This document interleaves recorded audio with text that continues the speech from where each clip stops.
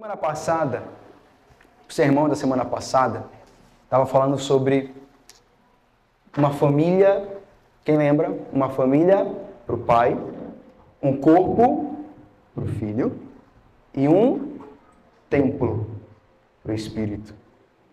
O que nós estamos formando aqui, o que nós estamos construindo aqui, o que Deus tem formado em nós e através de nós, são essas três coisas.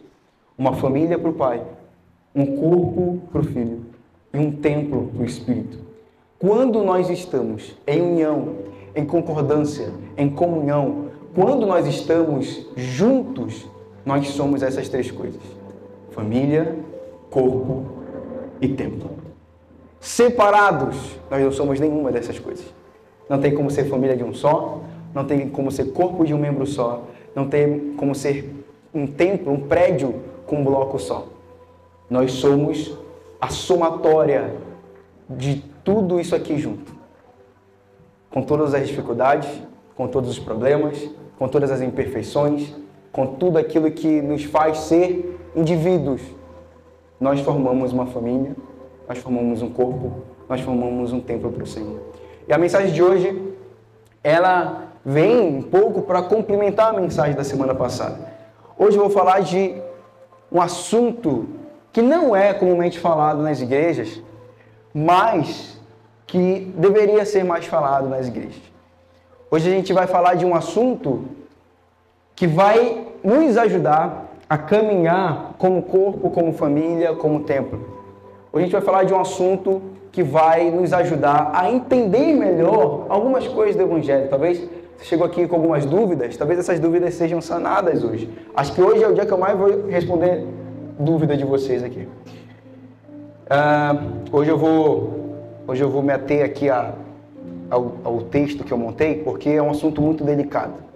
E eu não quero sair fora daquilo que está aqui, porque senão pode dar margem para algo que eu não quero. O tema da mensagem de hoje é os fracos e os fortes. Nós temos que aprender a viver em comunhão. Uma coisa é certa, irmão. Cada um aqui tem um nível de fé e maturidade diferente do outro.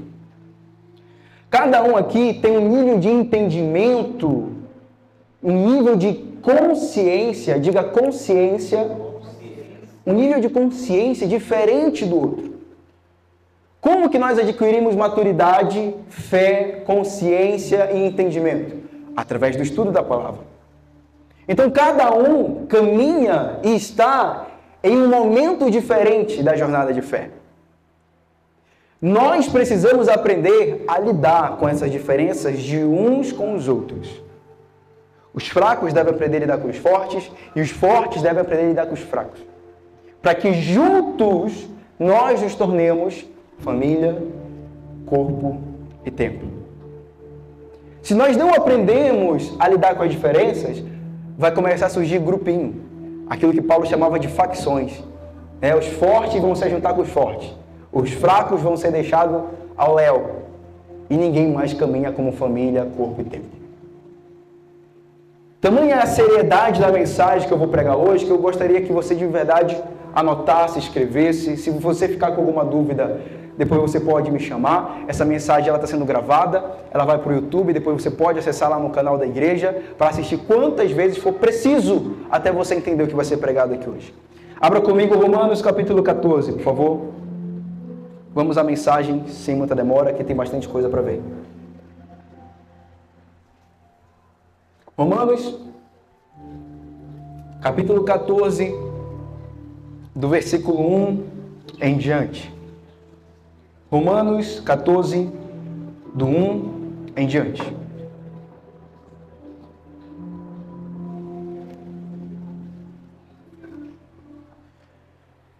Amém? Quem achou, diga amém. Romanos capítulo 14, do versículo 1 em diante. O texto está no telão também, quem quiser acompanhar. A Bíblia diz o seguinte, nossa versão é NVI, tá? Ela diz: aceitem o que é fraco na fé, sem discutir assuntos controvertidos, controversos, polêmicos, duvidosos. Eu vou falar um pouco mais sobre essa palavra depois. Versículo 2. Um crê que pode comer de tudo. Já outro cuja fé é o quê? Fraca. Come apenas alimentos vegetais.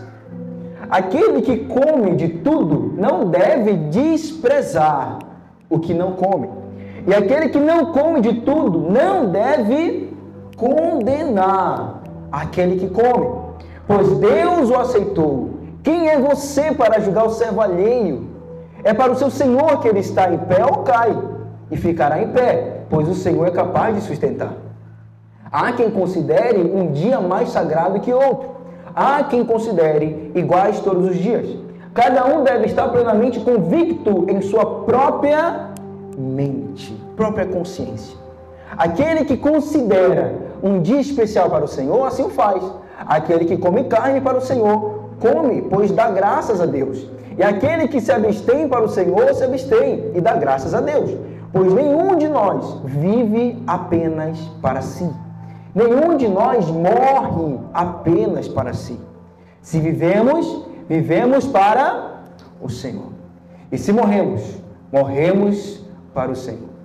Assim, quer vivamos, quer morramos, pertencemos ao Senhor.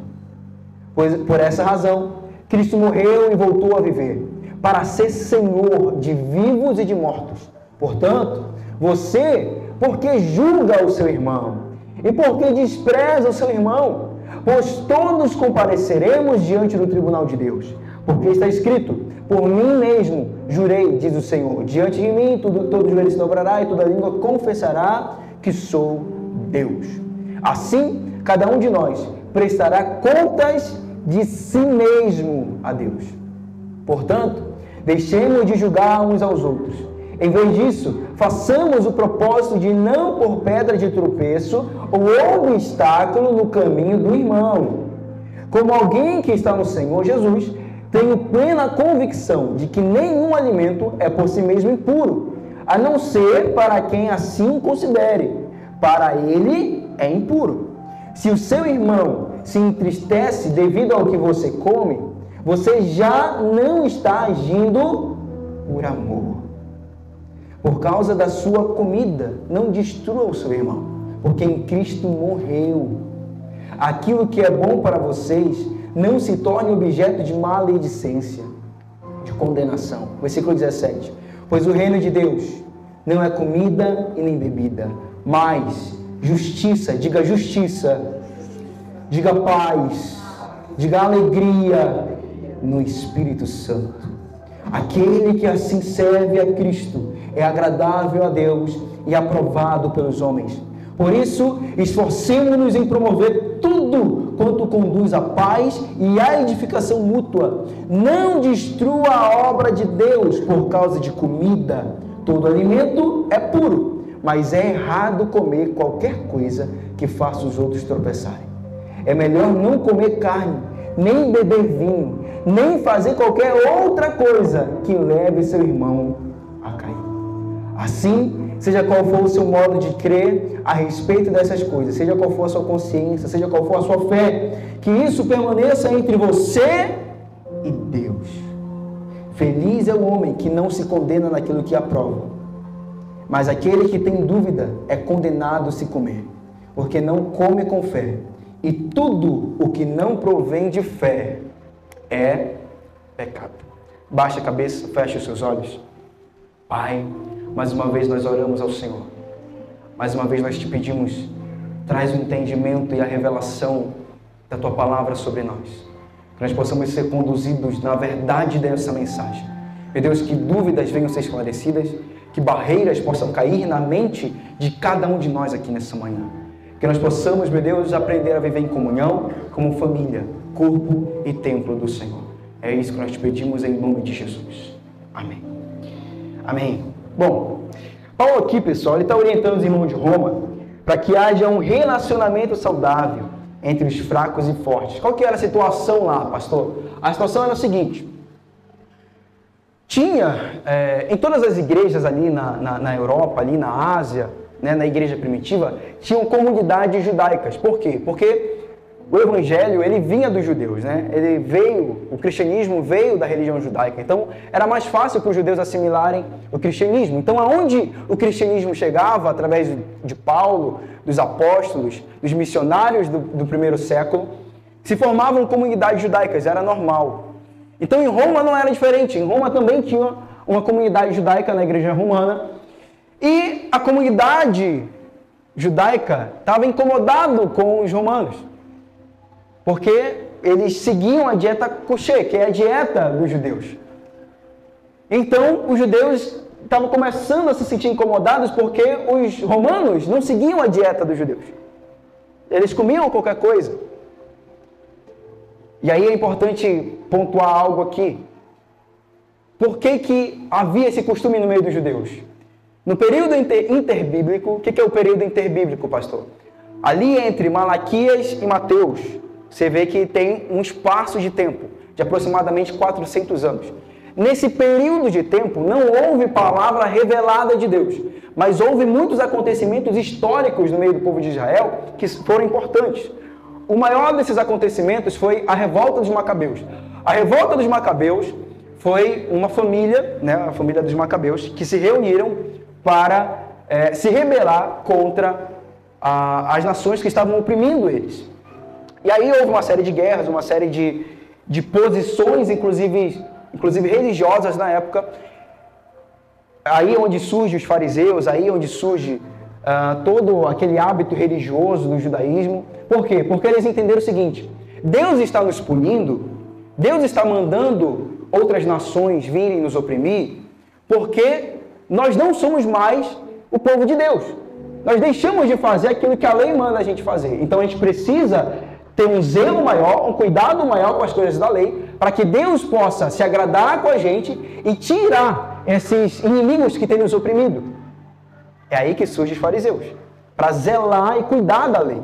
É por isso que você vê lá no Evangelho, né, como eles são cuidadosos, inclusive até perseguem Jesus, de tanto cuidado que eles têm com a lei. Aqui é mais ou menos a mesma coisa.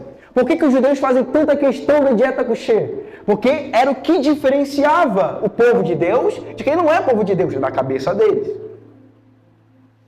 Então é por isso que eles tinham um cuidado tão grande.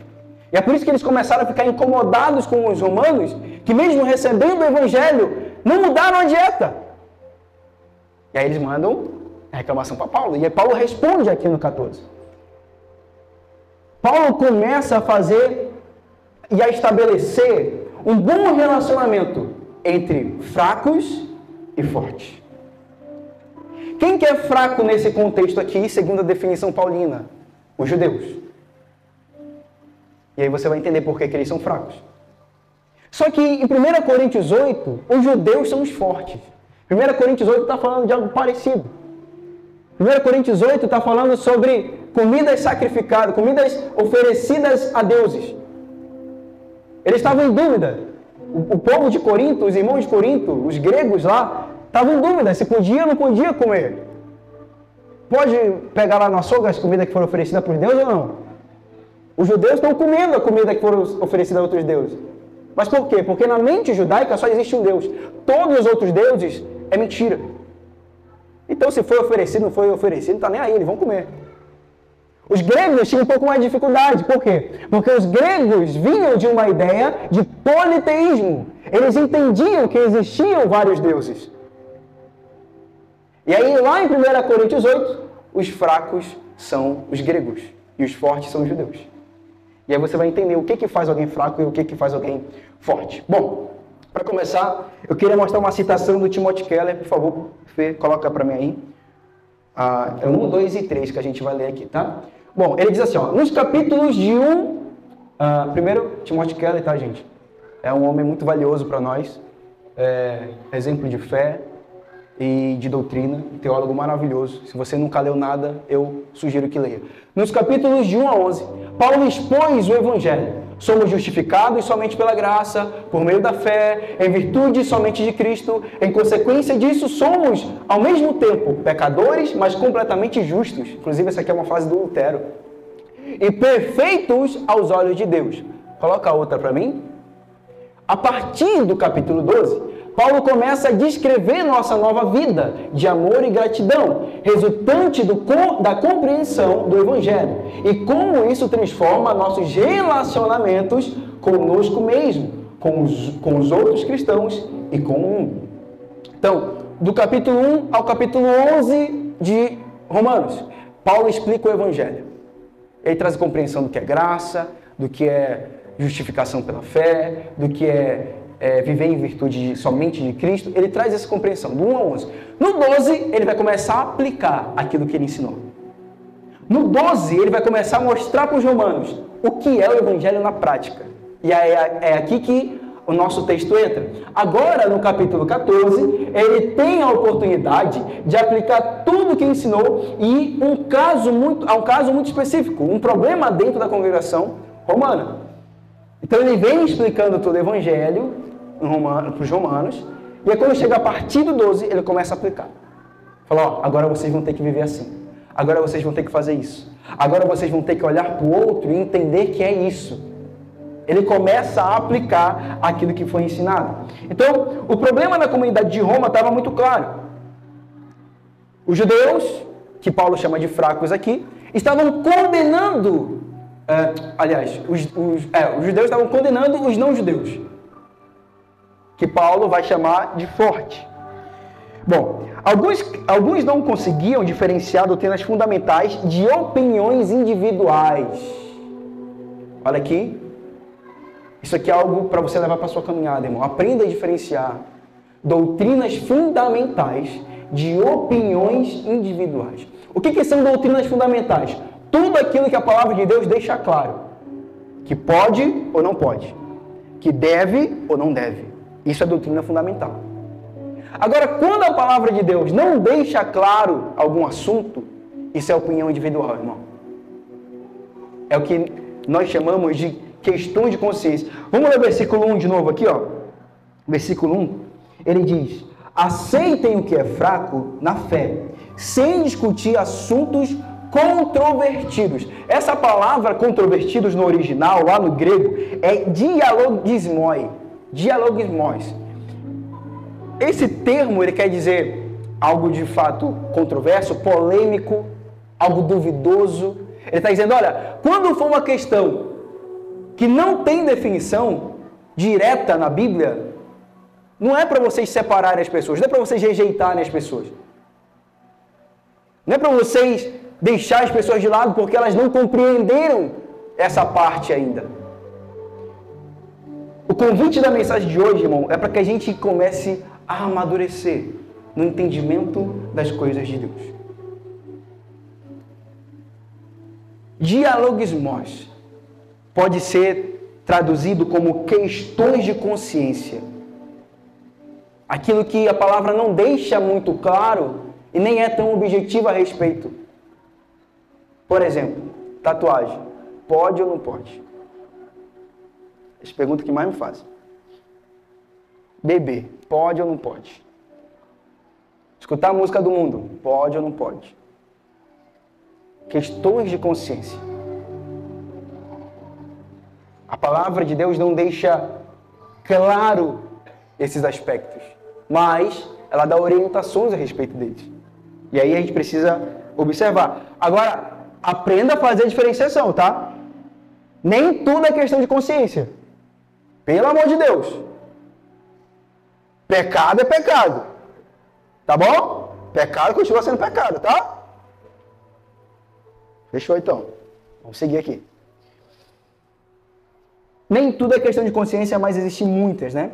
E aí, usando agora o exemplo de 1 Coríntios 8. O que estava acontecendo na 1 Coríntios 8? Pode ou não pode comer comida sacrificada? Por que naquela ocasião os fracos, os fortes lá eram os judeus? Porque os judeus tinham um nível de consciência a respeito daquele assunto superior aos gregos. Em Roma, os judeus são os fracos. Por quê? Porque os romanos tinham um nível de consciência maior a respeito do assunto.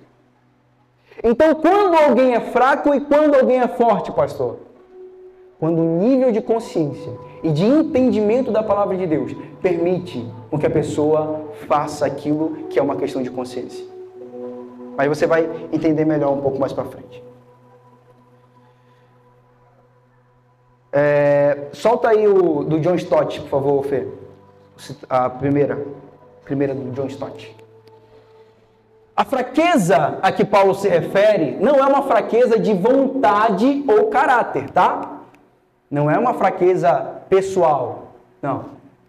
Mas de fé. E aí, é importante pontuar, o que é fé? Não é pensamento positivo, não é crença de que tudo vai dar certo. Fé é entendimento de quem Deus é. Isso é fé. Fé é entendimento de quem Deus é. Então, quando Paulo está chamando alguém de fraco, lá em Roma, ou lá para os Coríntios, ele está se referindo ao nível de entendimento que essa pessoa tem a respeito de Deus e das coisas de Deus. E aí ele vai dizer, é uma fraqueza na certeza de que a fé de alguém permite-lhe fazer certas coisas. O que falta ao fraco não é força de vontade, mas liberdade de o quê? Consciência. O que falta para o fraco não é força de vontade, é liberdade de consciência. Ele é preso aqui, ó. Ele é preso no entendimento. Ele é preso porque ainda não alcançou o nível de conhecimento que ele precisa alcançar. E só para pontuar, John Stott foi quem ensinou o Keller. Também ótimo teólogo. Leiam sobre ele. Versículo 2. Vamos lá. Olha só. Um crê que pode comer de tudo. Já outro, cuja fé é fraca. Então, quem está chamando de fraco não sou eu. Quem está chamando de fraco é o apóstolo Paulo. Ele está dizendo, cuja fé é fraca, come apenas alimentos vegetais. Então, a fraqueza é a falta de conhecimento a respeito de um assunto controverso, pois falta entendimento da suficiência da obra de Cristo. Porque o que acontece com o fraco, irmão? O fraco geralmente tende a se tornar legalista. O que é legalista? Alguém que quer alcançar a salvação através das próprias obras. Então, numa tentativa de se tornar santo para agradar a Deus, o que o fraco faz? Começa a proibir tudo, mesmo que a Bíblia não proíba. E isso não é saudável. Isso não é maduro. E isso não é bíblico. Porque você vai ver ao longo de todo o texto, Paulo convidando os irmãos para a maturidade. Você vai ver ao longo de todo o texto, o Paulo se contrapondo à imaturidade e à fraqueza de fé dos irmãos. O perigo aqui, meu irmão, é cair no legalismo e achar que seremos mais santos na medida que proibimos as coisas, mesmo que as escrituras não proíbam. O perigo do fraco na fé é isso. Não. Se eu não me tatuar, eu sou mais santo. Se eu não beber, eu sou mais santo. Se eu não usar essa roupa, eu sou mais santo. E aqui eu estou agradando mais a Deus. Não, meu irmão. O que agrada a Deus é o sacrifício de Jesus e só. Só. E é no sacrifício de Jesus que nós alcançamos todas as coisas diante de Deus. E sem Jesus, meu irmão, você pode ser a pessoa mais legal do mundo, mais moral, mais ética, mais gente boa. Você não vai para o céu. Sem Jesus, ninguém vai para o céu. Segundo ponto, o fraco é qualquer cristão que tenha a tendência de promover ou considerar costumes não essenciais, sendo eles culturais, cerimoniais ou dogmáticos, como essenciais para a aceitação ou atestado de maturidade cristã. Então, na mente do fraco, é quando a pessoa vive uma vida de restrição que ela é madura na fé. Na Bíblia, é o contrário. É quem ganha entendimento através da consciência que consegue viver uma fé madura diante de Jesus Cristo. E o que é uma fé madura? Não é uma fé que não limita. É uma fé que direciona. O que é imaturidade cristã? O que é fraqueza de fé cristã? É começar a colocar barreira onde Deus não colocou barreira. Começar a colocar placa de proibido aonde Deus não mandou colocar. E o que é maturidade cristã? É começar a entender aonde você pode e aonde você não pode entrar. Mas o que é que guia tanto os fracos quanto os fortes? Diga comigo, amor. O que guia tanto os fracos quanto os fortes é o amor. Porque no fim do texto, é o que Paulo quer falar para os irmãos de Roma.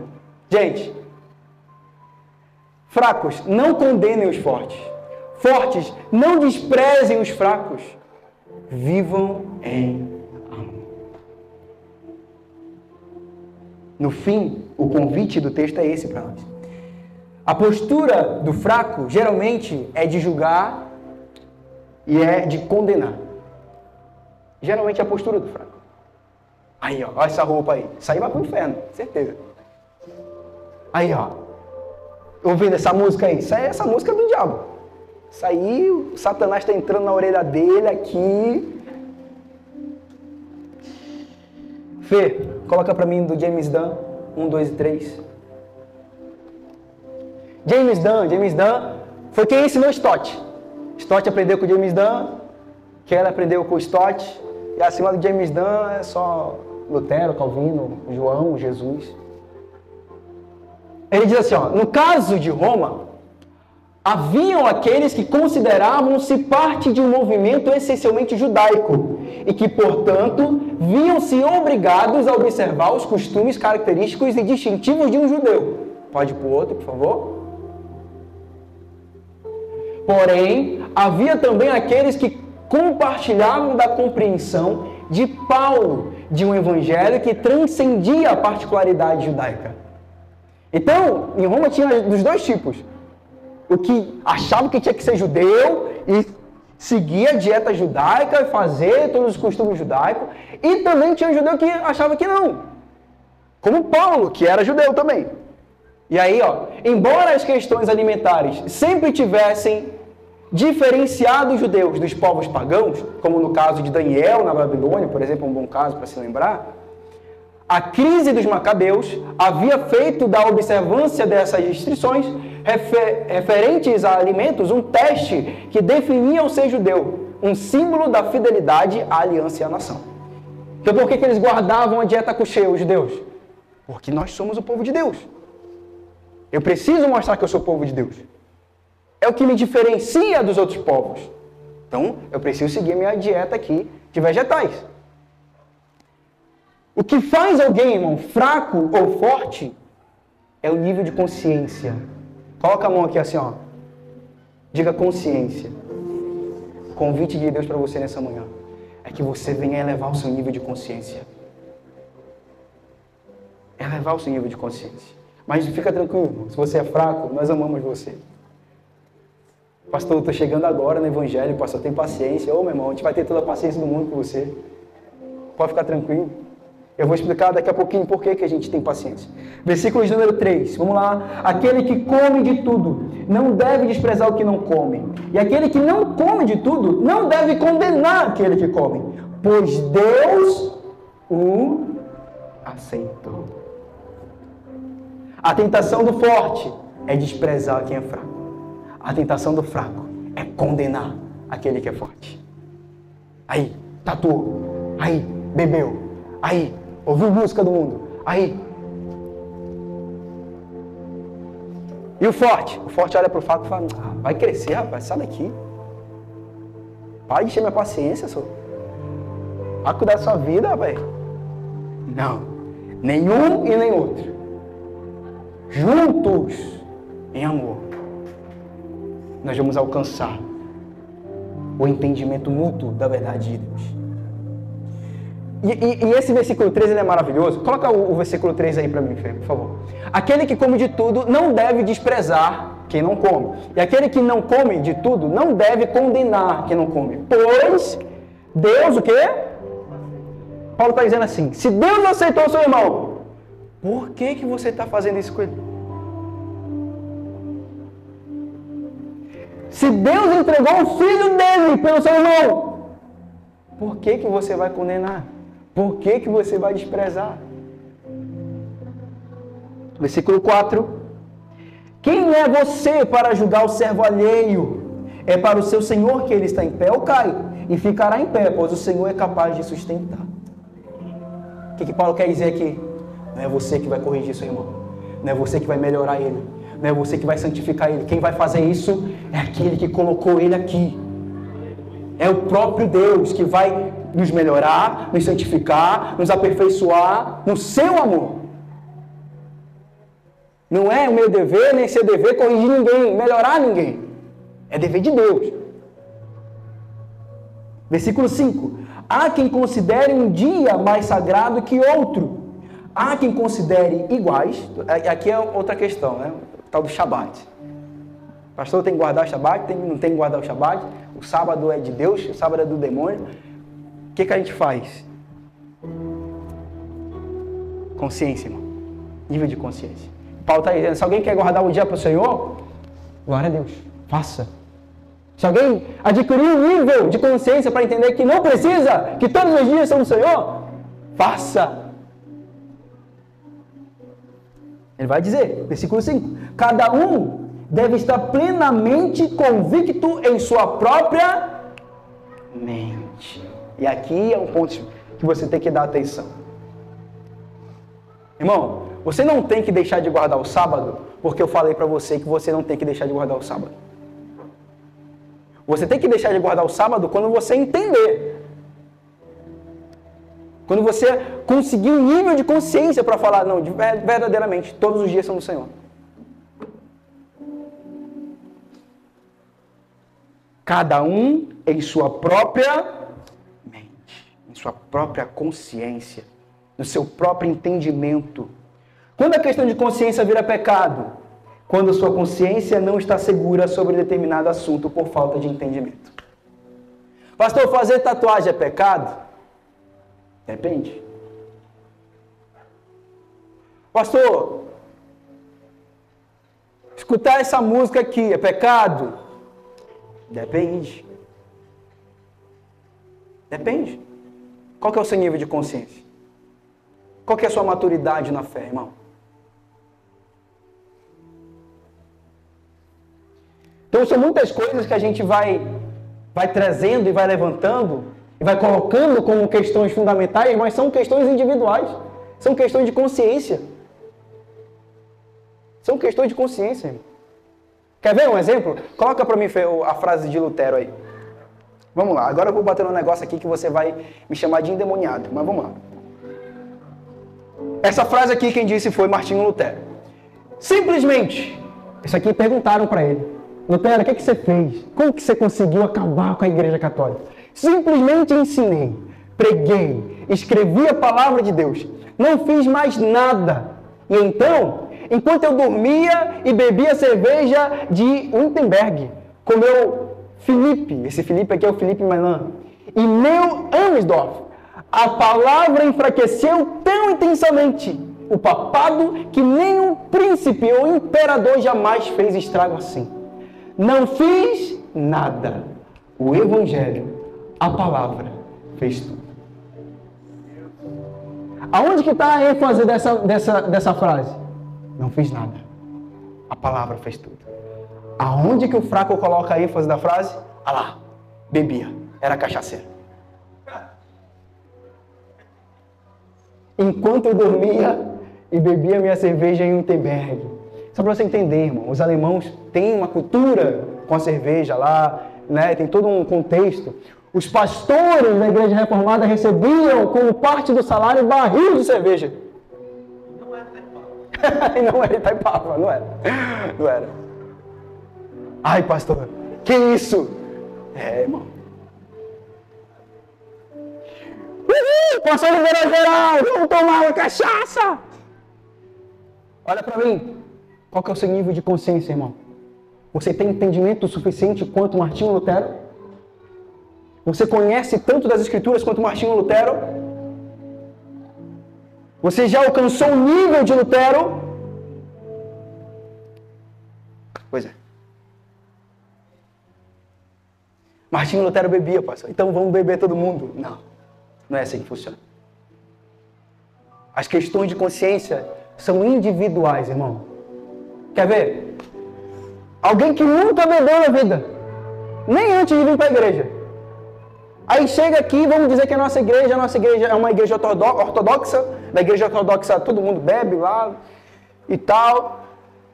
Aí a pessoa chega na igreja, vê todo mundo bebendo, a pessoa nunca bebeu antes. Mas ela vai beber. Vai beber porque todo mundo está bebendo. Pecado. Ela não adquiriu entendimento por si só. Ela não evoluiu um nível de consciência na palavra de Deus. Se tornou pecado. Quem está entendendo o que eu estou falando aqui? Eu estou falando para você beber? Pelo amor de Deus, hein? Pegar vocês num bar ali, encher na cara, vocês vão ver um negócio. Martinho Lutero diz, eu não fiz nada. A palavra fez tudo. O homem que derrubou o império da Igreja Católica. Eu só escrevi, ensinei, preguei a palavra, enquanto eu tomava minha cervejinha, e tá aí. Pastor, mas a palavra diz que não pode beber. Não, a palavra diz que não pode se embriagar. Não pode se embriagar. Tem como eu chapar o coco para a glória de Deus? Não, de jeito nenhum. Agora, irmão, vamos dizer que você está comemorando lá seu aniversário de casamento. Você quer tomar um golinho de vinho com a sua esposa para celebrar. É pecado? Depende. Qual que é o nível de consciência de vocês? Tá bom? Então, assim, são coisas que a Escritura, ela não deixa tão claro. Ela não deixa tão evidente. Volto a dizer. Embriaguez, a Bíblia condena, tá? Embriaguez, a Bíblia condena. Versículo 6. Aquele que considera um dia especial para o Senhor, assim o faz. Aquele que come carne para o Senhor, come, pois dá graças a Deus. E aquele que se abstém para o Senhor, se abstém e dá graças a Deus. Então, o forte aqui não deve desprezar os fracos. Os fracos nem devem condenar os fortes. Por quê? Porque Deus acolheu todos. Irmão, Deus recebeu todos na sua casa. Aí eu vou chegar e falar, não, esse aqui vai para o inferno. Esse aqui não tem jeito, esse aqui não tem salvação. Não, esse aqui, tá vendo, pastor? Olha aqui, ó. Apesar de Paulo estar se esforçando para que os irmãos entendam que o amor é o que deve nos dirigir, ele deixa a sua posição clara, se posiciona como forte e se opõe aos que julgam ou condenam os irmãos. Ao longo de todo o texto, Paulo está deixando sua posição clara. Olha, nós somos fortes, mas nós não devemos desprezar os fracos. Paulo se coloca como forte aqui. Ele estabelece uma posição. Então assim, vamos lá, vamos amadurecer, vamos crescer, vamos ganhar entendimento na fé.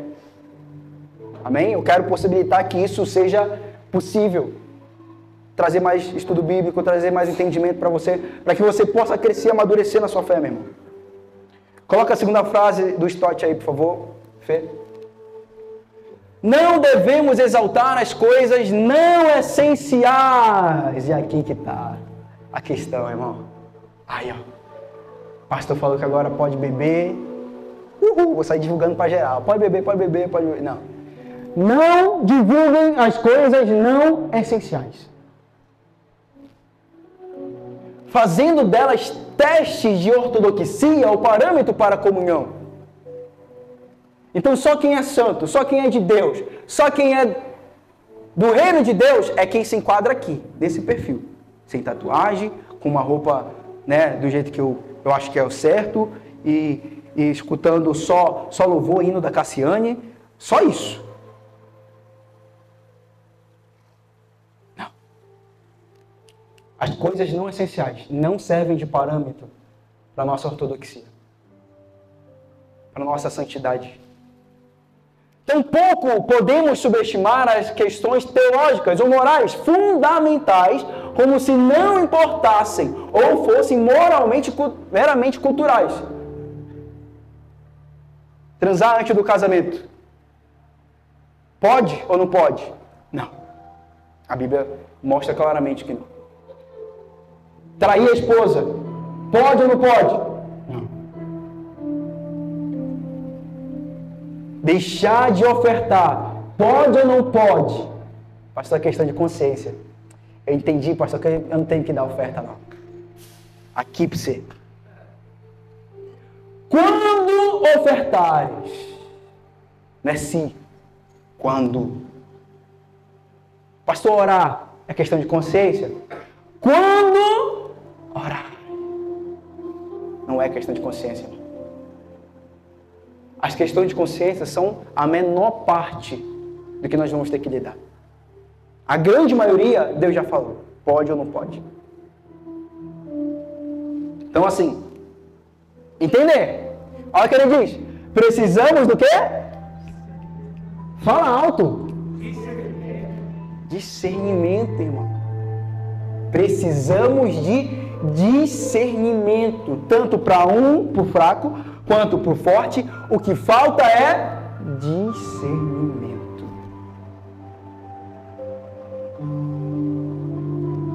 Coloca a quarta frase do Keller aí, por favor, Fê.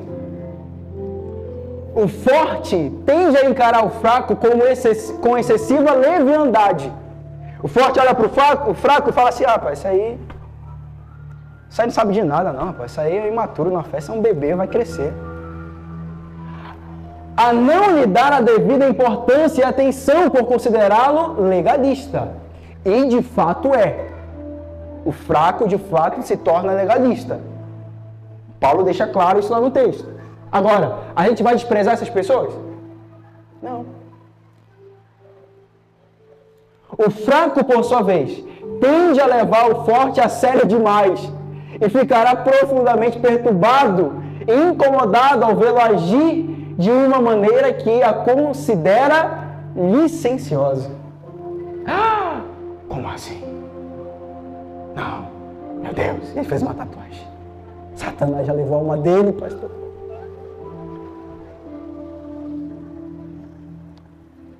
Não, nem uma coisa, nem outra. Discernimento é o que nós precisamos. A liberdade dos fortes deve ser restringida no limite do amor. Aqui agora vou falar com os fortes. Você é fortão na fé, né não? Beleza. Só que tem algo que você não pode transpassar. É o amor. O que significa? Significa o seguinte. Se aquilo que você faz vai escandalizar o seu irmão, não faça. Não faça. E escandalizar, agora vamos deixar as coisas claras aqui. O que é escandalizar, pastor? Ah, meu Deus, ele fez isso. Não, isso não é escandalizar. A pessoa que está sendo escandalizada, ela vai ser impulsionada a fazer parte da liberdade que ela ainda não tem nível de consciência suficiente. Então, vamos dizer que eu chego com uma tatuagem aqui amanhã. Aí, o pessoal olha para eu, pastor, foi uma tatuagem. Liberou. Vamos fazer tatuagem geral. Não. Eu escandalizei você. Eu escandalizei. Porque você vai participar da minha liberdade. Porque eu tenho consciência de que tatuagem não é pecado. Eu tenho essa consciência. Aí você quer participar da minha liberdade sem ter o nível de consciência que eu tenho. Pecou. A mesma coisa para tudo. Para tudo. A liberdade dos fortes deve ser restringida no limite do amor. Então, pastor, posso ou não posso fazer tatuagem? Só de estar me perguntando já é um sinal que não pode. Não tem consciência. Versículo 7.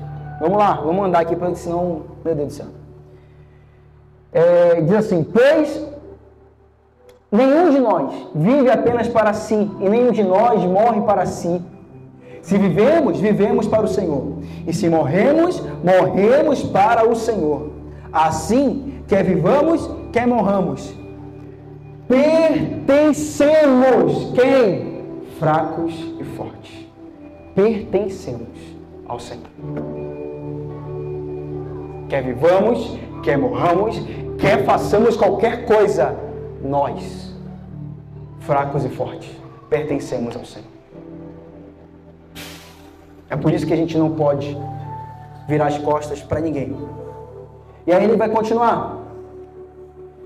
Versículo 9. Por essa razão, Cristo morreu e voltou a viver para ser Senhor de vivos e mortos. Portanto, você, por que julga seu irmão?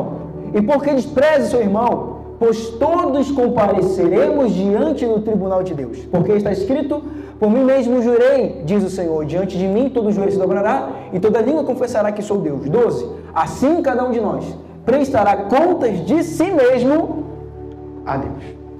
Então é isso. Paulo já começa aqui a dar o conselho de como que a gente vai viver uma vida em comunidade. É olhando para si. É olhando para si. Conselho para os fracos. Primeiro, os fracos esquecem que nós somos justificados pela fé. Irmão, não é proibir ou não proibir que nos torna santo. O que nos torna aceito diante de Deus. O que nos torna aceito diante de Deus é unicamente o sacrifício de Jesus. Só e nada mais. Não é proibir ou nem deixar de proibir. Só o sacrifício de Jesus nos justifica. A melhor maneira de agir em relação ao meu irmão é considerar como Deus agiu em relação a ele. Paulo está dizendo assim, ó. Se Deus entregou o único filho dele para morrer pelo seu irmão, é você que vai condenar ele? É você que vai julgar ele? É você que vai dizer se ele vai ou não vai entrar no céu? Segunda coisa, que os fracos se esquecem. Deus é o único juiz. Só Deus vai nos julgar. Essa frase a gente vê por aí, né? Escrita em um bocado de lugar. Só Deus pode me julgar. De certa forma é uma verdade. Deus é que vai julgar a gente no final de todas as coisas. Paulo está dizendo isso. E a terceira coisa, o fraco esquece de ponderar com cuidado sobre si mesmo. Esquece de olhar para si mesmo. E aí, olhar para si mesmo requer algumas perguntas. Primeiro, a Bíblia condena ou proíbe? Ou deixa livre a consciência? A Bíblia proíbe ou condena? Se a Bíblia proíbe ou condena, você já tem uma resposta. Se ela deixa livre, é questão de consciência, irmão. E aí é você ganhar entendimento. Segunda coisa, isso te leva a pecar ou a outros pecarem? Isso te leva a pecar ou leva a outros pecarem?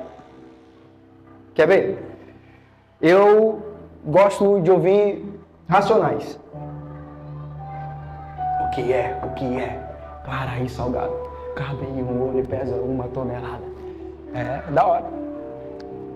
Aí você vai chegar na sua casa e vai colocar o Racionais lá. Pastor, não escuta Racionais, eu vou escutar Racionais também. Não, irmão. A questão não é essa. A questão é, você tem nível de consciência suficiente, maturidade suficiente, entendimento suficiente na palavra de Deus? Porque não é só uma questão de me fazer pecar. Pastor, a palavra de Deus ela não diz se é pecado ou não. Tá bom, mas isso pode te fazer pecar? Por exemplo, se eu começar a escutar uma música que me lembra lá do meu tempo do mundão, essa quebrava tudo lá nos bailes. Tempo bom, rapaz. Tá me levando a pecar. Está me levando a pecar. Apesar de escutar música não ser pecado, está me levando a pecar. Alguém que teve problema com bebida antes de encontrar o Evangelho. Qual que é o limite saudável para essa pessoa beber?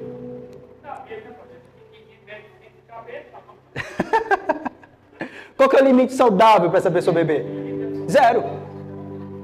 Tolerância 0. A pessoa era um alcoólatra antes de encontrar Jesus. Ela vai tomar um vinhozinho? Não. Ela não vai nem chegar perto de álcool. Por quê? Porque vai levar ela a pecar. Ela vai cair em embriaguez, é certo, irmão. Você entendeu? Então, assim, apesar de não ser pecado propriamente nas Escrituras, se pode me levar a pecar, eu vou deixar de lado. Ou se pode levar alguém a pecar, eu vou deixar de lado. Por quê? Porque, mais uma vez, o que nos rege, o que nos guia, o que nos direciona é o amor. Eu amo tanto você, irmão, que eu vou abrir mão da minha liberdade. O fraco não impõe vitimismo para limitar o forte. O que isso significa? Está me escandalizando. Você não pode fazer isso. Não, isso é fraqueza. Fraqueza.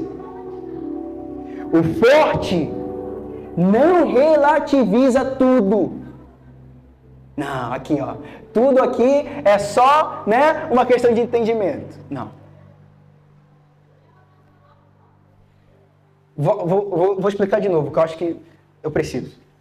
O que é se escandalizar? É participar da liberdade do outro sem ter o nível de consciência que precisa.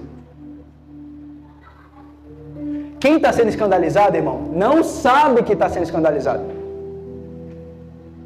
Não sabe. Ele só vai fazer na onda. Ele não sabe que está sendo escandalizado, mas está sendo escandalizado. Então, não se faça de vítima para esconder seu legalismo. Coloca a quinta frase do Keller aí, Fê, por favor. O cristão deve olhar para qualquer prática. Olha só, olha o conselho do Keller para nós aqui, irmão. O cristão deve olhar para qualquer prática e dizer: posso fazer isso diante de Cristo? Primeira pergunta que você tem que se fazer. Eu posso fazer isso diante de Jesus? Eu posso fazê-lo em seu nome? Eu posso fazer isso aqui no nome de Jesus? Eu posso fazer para a sua glória? Eu consigo fazer isso para a glória do nome de Deus? Não vivemos para nós mesmos, mas sim para o nosso Senhor, a quem devemos agradar. Volto a reforçar, você não está aqui para agradar a mim, nem a qualquer outro irmão aqui nesse lugar.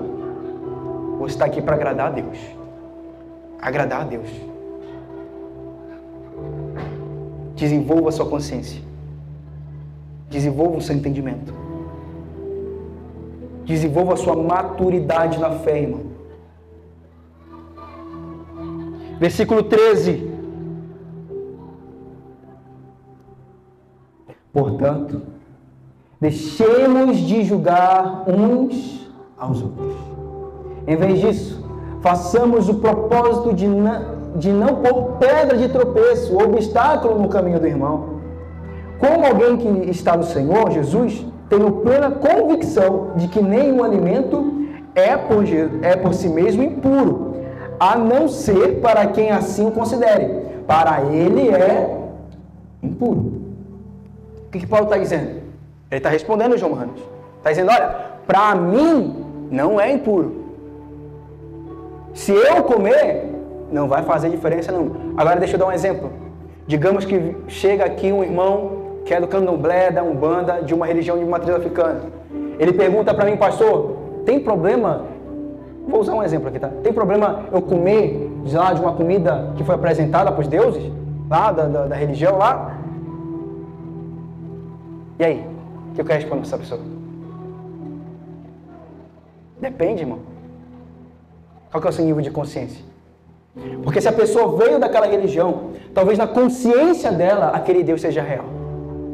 E se ela comer daquele alimento, entendendo que aquele Deus lá é real, ela pecou. Mas o que Paulo está dizendo aqui? Nenhum alimento é impuro em si mesmo. Meu irmão, nada da criação é impura em si mesmo. Nada. Tudo foi feito pela glória de Deus. A questão é, isso glorifica a Deus? Pode ser feito no nome de Cristo? Você pode fazer na presença dele? Então Paulo está se colocando no lugar do forte. Ele está dizendo, olha, se eu comer, para mim não tem problema. Mas ele vai continuar, no versículo 14 ainda. A não ser para quem assim o quê? O considere. Para ele é impuro. Então o que faz algo puro ou impuro? Diga consciência. O que faz algo puro ou impuro? Desde que não esteja escrito na palavra, expressamente, diretamente, a consciência. A consciência. Qual é o seu nível de consciência a respeito desse assunto?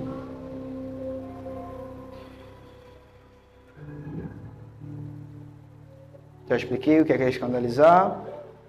Coloca a sexta frase do Keller aí, Fê, por favor. Sexta frase do Keller.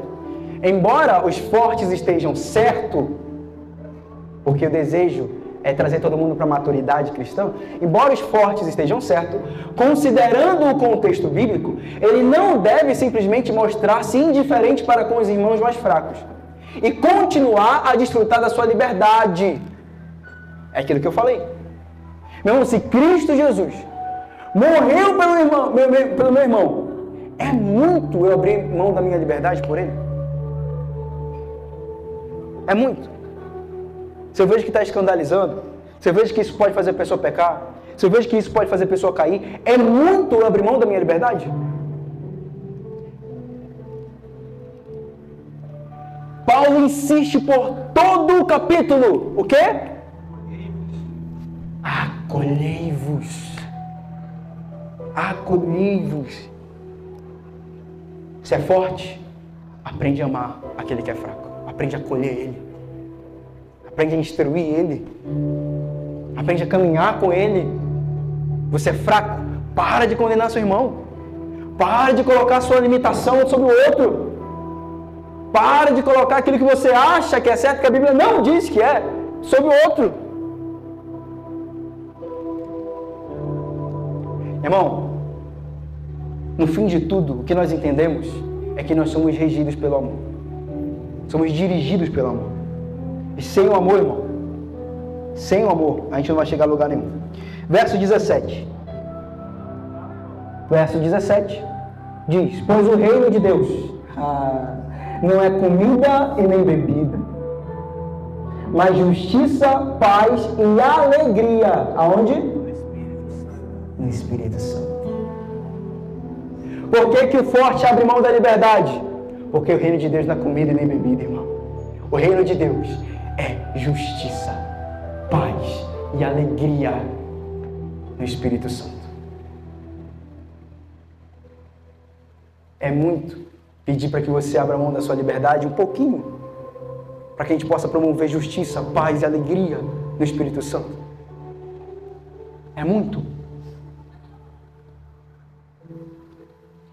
É muito pedir para que você deixe de condenar o seu irmão e julgar ele pelas suas próprias limitações. Verso 19. Por isso, esforcemo-nos em promover tudo quanto conduz o quê? A paz, o quê? A edificação mútua. Ao crescimento de todo mundo. É isso que a gente tem que fazer. Vamos parar de promover questão de consciência. Pode ou não pode? Certo ou não é certo? Pode vestir ou não pode vestir? Pode tomar ou não pode tomar? Porque, irmão, quando Paulo está falando comer e beber, Paulo não está falando de beber água. Paulo não precisava instruir as pessoas a respeito de água. Ele está falando de vinho. Mas ele diz, o reino de Deus não é comida nem bebida. É paz, justiça e alegria.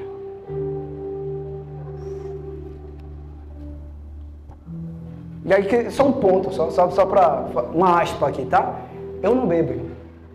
Ah, o pastor está falando isso porque ele bebe. Não bebo. Nunca gostei de beber. Eu bebia antes da minha conversão por uma questão mais social do que gosto. Porque eu só bebia por causa dos meus amigos bebiam, tal, estava no lugar e tudo outro. Mas nunca fui chegado a bebida. Então, hoje, mesmo entendendo que não é pecado, eu não vou beber.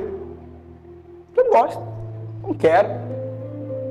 Porque não me convém. Estou afim.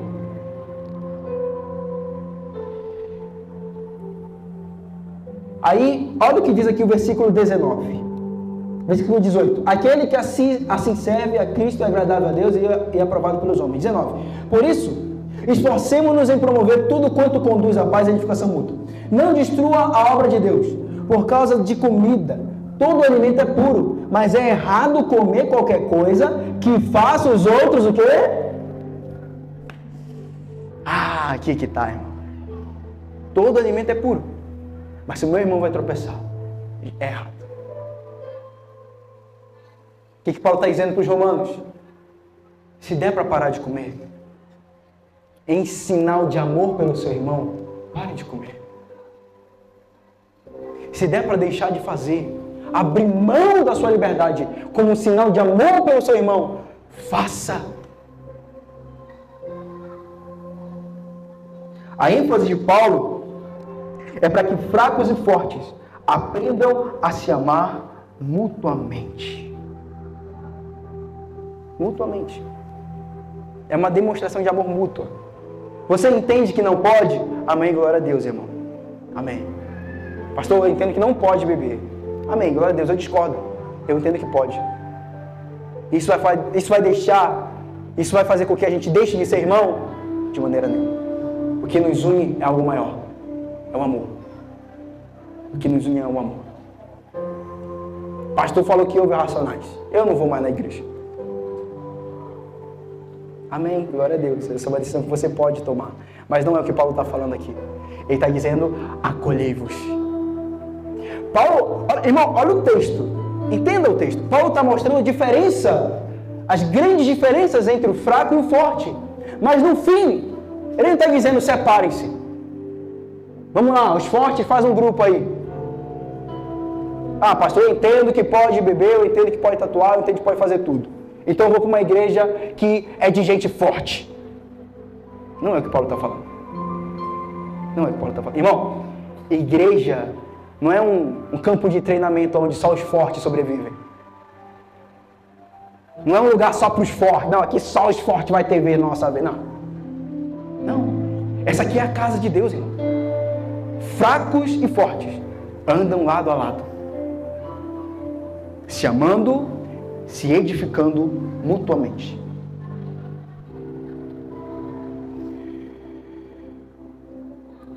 Os fortes devem aprender a se amar mutuamente, respeitando uns aos outros, zelando pelos relacionamentos e vivendo em amor. Como fracos e fortes permanecem juntos? Aqui está a questão. Como que numa mesma igreja, numa mesma comunidade, fracos e fortes permanecem juntos? Primeiro, guardando sua opinião para si mesmo. Olha para quem está do lado e fala assim, cuida da sua vida.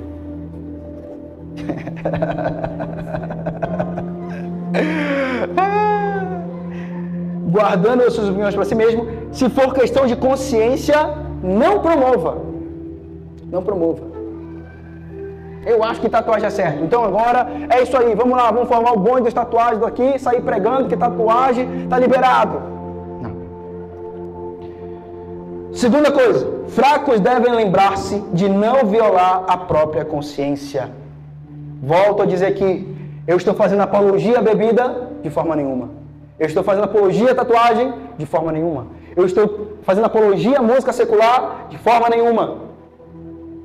O convite para você hoje é buscar consciência em Deus. Não é participar de nada. O intuito dessa mensagem não é liberar você para fazer nada. Pelo contrário. Pelo contrário. Não participem de algo que você não tem consciência. Terceira coisa. Fortes precisam lembrar de não encorajá-los a fazer. É o que eu estou fazendo aqui. Estou lembrando você. Não participe da minha consciência, da minha liberdade, sem adquirir o meu entendimento. Por favor. Senão você vai pecar. E aí o que acontece? Olha como é algo delicado, mas fundamental ao mesmo tempo. A pessoa participa, porque assim, na cabeça da pessoa que está sendo escandalizada, aquilo é pecado. Vou usar um exemplo aqui para ficar bem claro. Beber é pecado na cabeça da pessoa. Beber é pecado. Aí eu chego aqui e falo assim, não, beber não é pecado. Eu entendi que beber não é pecado. Você, achando que beber é pecado, vem participar da minha liberdade. Vamos tomar uma. o que é que você está fazendo? Você está sufocando o seu homem interior. Você está doutrinando o seu homem interior. Aquilo que a sua consciência diz que é pecado, achar que não é pecado. E aí o que vai acontecer? Nas coisas que são pecado, você vai começar a achar que pode fazer. Quem entendeu o que eu falei aqui? É por isso que é tão perigoso participar da liberdade de alguém sem adquirir o entendimento, a consciência que essa pessoa tem. Por quê? Porque na cabeça do cidadão é pecado. Mas pastor, não é pecado. Mas se na cabeça dele é pecado, para ele virou pecado. Não participa, não faça. Verso 22 e 23 a gente já vai orar. Assim, seja qual for o seu modo de crer a respeito dessas coisas, que isso permaneça entre você e Deus. Pastor, é pecado tomar uma tacinha de vinho com a minha esposa? Não, irmão. Mas também não precisa postar no stories, né? Precisa postar no status do WhatsApp. Promover é errado.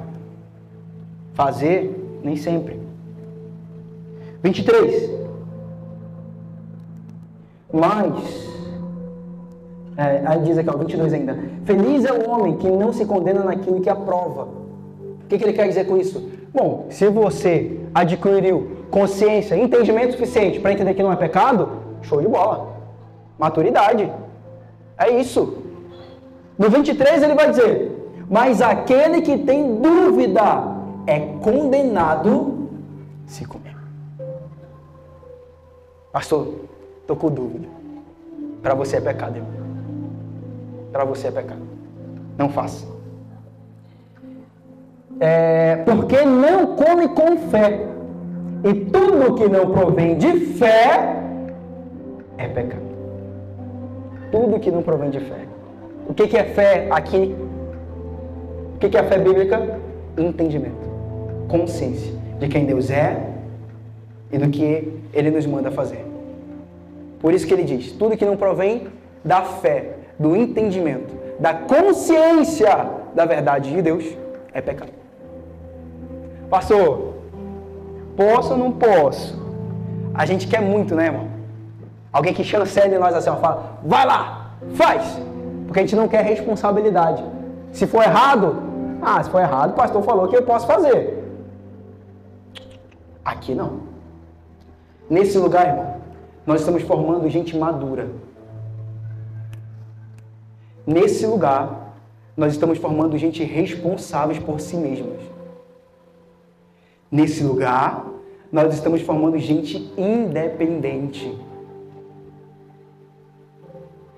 Posso ou não posso? Você tem uma Bíblia? Quem tem uma Bíblia aí? Opa. Você tem o Espírito Santo? Pergunte para ele se pode, se não pode. Última frase, Tim Keller, 7:8, Fê.